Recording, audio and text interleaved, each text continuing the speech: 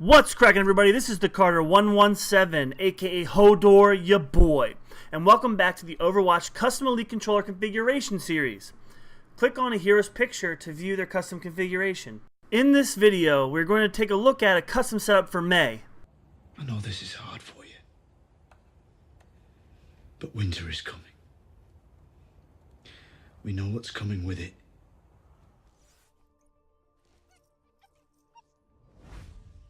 Yay! This cute, cold-hearted broad can be a real pain while trying to capture an objective or move the damn payload.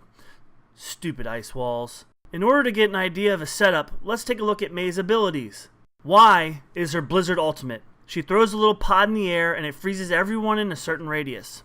LB is Cryo Freeze. She pretty much turns into a block of ice, which makes her invulnerable and gives her back health. RB is the infamous Ice Wall, which can block entrances to areas, block the payload from moving forward, and in some cases, shoot you clear in the air. God, what a pain. Her weapon, the Endothermic Blaster, uses both the left and right trigger. The right trigger shoots out a short-range mist that freezes you, and the left trigger pretty much blasts a huge icicle at your face. This combination is super deadly, especially when you freeze an enemy and then shoot him in the face with the icicle, or if you're at long distance trying to snipe that Hanzo who's been fucking you up all game. Now that we know what Mei's abilities are, let's take a look at my in-game sensitivities. Go to Options and hit RB twice. Once you're on the Controls page, hit A. This will drop down a menu displaying a control profile for each character. We're going to go down to Mei and select it.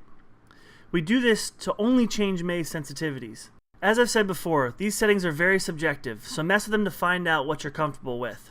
But here's a good place to start. I have both of the horizontal and vertical sensitivities set to 25. If you use a taller stick on the right stick, make sure you increase the sensitivity.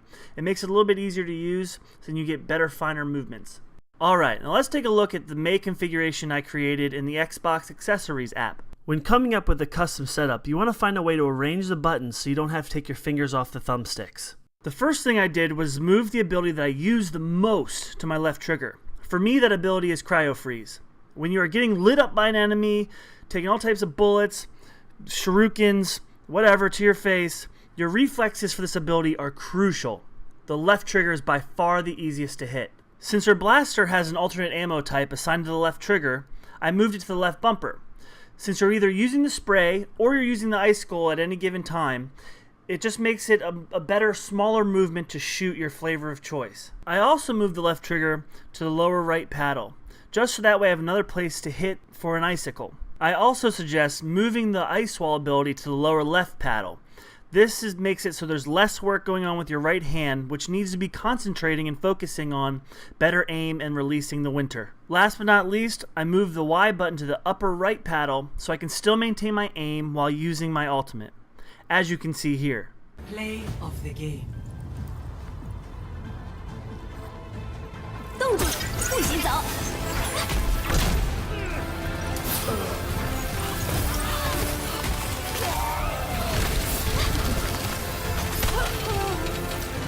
Have some! Hell yeah, my girl! Personally, I like to use the short sticks when playing FPS games, but that's a personal call. You guys could figure out what you're most comfortable with and use that. I would just say if you switch sticks, to give it a week or two to get used to it. For the left stick, I set it to aggressive, and then I turn up the aggressiveness to the 9th tick mark. Setting it this way makes it so that we can strafe quicker and make you a harder target to hit. For my right thumbstick, I set it to smooth, and then fine-tune the sensitivity of the smooth setting to the 7th tick mark. Since she does not really need to be that accurate to use the spray, which I use 80% of the time, a quick, smooth sight picture is the way to go. I suggest that in all FPS games that you lock both the triggers by sliding the trigger lock buttons on the back downward, as well as setting the triggers to 0 and 1. This creates a hair trigger effect, which can ultimately give you more bullets downrange. In regards to vibration, turn it off. Or, if you need a tiny bit of feedback when you're getting shot, I suggest setting the left and right main vibrations to half a tick. This is just enough feedback, but not enough to throw off your aim. Thanks for checking out this video. I've had a great time creating custom configurations for the Overwatch characters. If you like the video and you like my channel, please subscribe. And also, definitely check out my Facebook page, as you can see above. Link is in the description. That way you're able to get notified whenever I upload a new video to YouTube, since YouTube's notification system is kind of weak sauce. Also, check me out on Twitter and Instagram. As you can see, the links are on the screen now and in the description below. I try my best to answer every single comment you guys leave me, so please leave comments and definitely hit that like button. Alright guys, I'm out.